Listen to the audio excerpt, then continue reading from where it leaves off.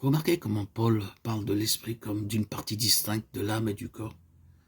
Dieu que je sers en mon esprit, Romains 1,9. Afin que nous servions Dieu dans un esprit nouveau et non point selon la lettre qui a vieilli, Romains 7,6. Il écrit aux Corinthiens qu'il était absent de corps mais présent d'esprit, 1 Corinthiens 5,3. Vous voyez, mon esprit étant assemblé avec la puissance de notre Seigneur Jésus-Christ, 1 Corinthiens 5,4. Ceci nous décrit l'esprit de communion intime avec Dieu, et avec les enfants de Dieu dans l'esprit, combattre avec un même esprit, Philippiens 1,27. Telle est l'union que Dieu demande, une union d'esprit à esprit parmi son peuple, afin qu'il soit un, se tenant ferme contre l'ennemi dans la sphère spirituelle. Vous verrez toujours parmi ceux qui vivent dans ce degré de la vie spirituelle une merveilleuse unité d'esprit, même s'ils habitent aux extrémités de la terre.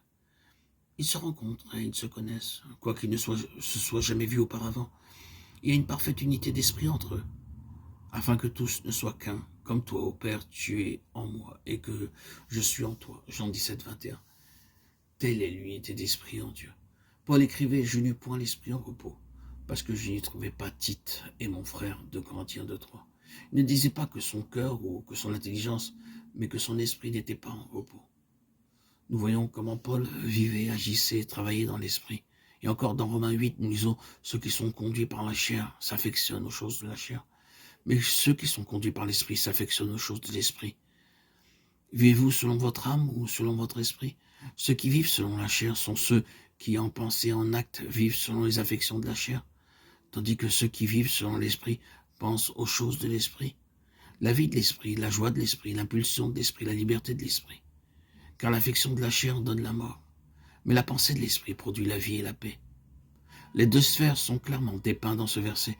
L'âme dominée par la chair, la sphère terrestre, ou bien l'âme dominée par l'esprit, la sphère céleste.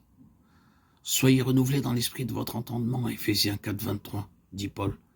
L'entendement, qui est une partie de l'âme dominée par l'esprit, doit devenir spirituel. Il y aura une âme spirituelle et une âme charnelle. L'âme spirituelle pleine de sagesse et seule ouverte aux pensées de Dieu.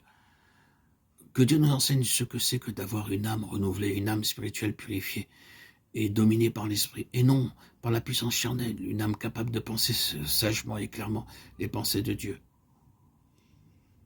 L'apôtre écrit aux Galates, marchez selon l'esprit et vous n'accomplirez pas les désirs de la chair, Galates 5, 16. Quand vous réaliserez la demeure du Saint-Esprit dans votre esprit, que vous lui permettrez de diriger tout votre être, lorsque vous marcherez selon l'esprit, alors seulement vous obtiendrez la maîtrise complète sur les désirs de la chair. Vous pouvez demander d'être délivré de telle ou telle habitude de la chair, mais à moins que votre esprit ne soit libéré de façon à marcher selon l'esprit, vous retomberez certainement dans votre vieille habitude. Et même si vous n'y cédez pas absolument, vous désirez le faire, ce qui est presque aussi coupable. Dieu veut que vous soyez délivrés de la servitude de la chair. Et le moyen pour y arriver, c'est de laisser l'esprit gouverner de façon à ce que le corps soit complètement sous sa domination.